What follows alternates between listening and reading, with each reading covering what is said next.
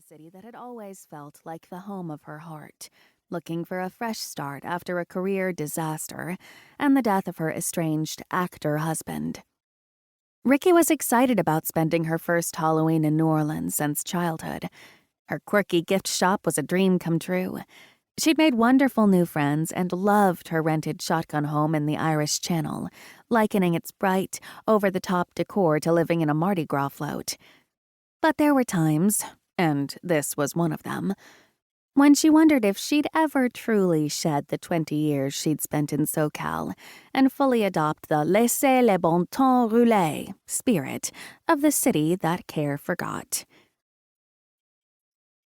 After walking and feeding her pooches in the morning, Ricki paid homage to the fall season by slipping into a vintage 1970s orange jumpsuit she'd found at her favorite resale shop, Good Neighbor Thrift Store.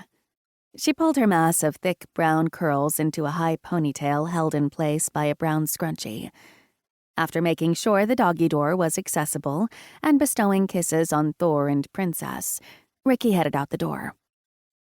Kitty Cat Rousseau, her landlady and next-door neighbor in the attached double shotgun, leaned out her front window to wave at her.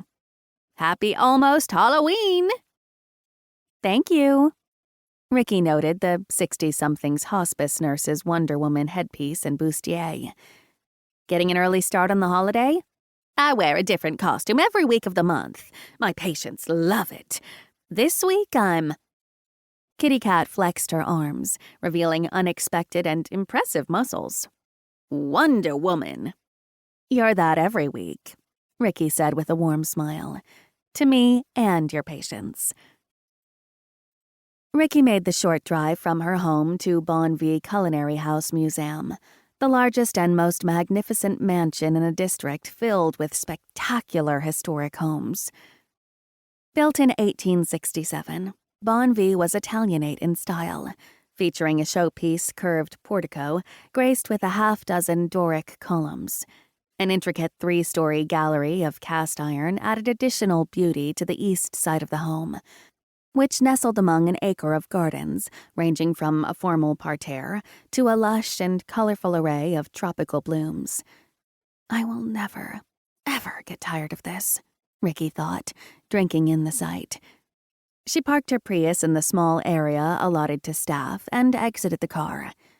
As she crossed the verdant lawn, still wet with morning dew, Bon Vee's resident peacocks, Gumbo and Jambalaya, shrieked at her like they did every morning.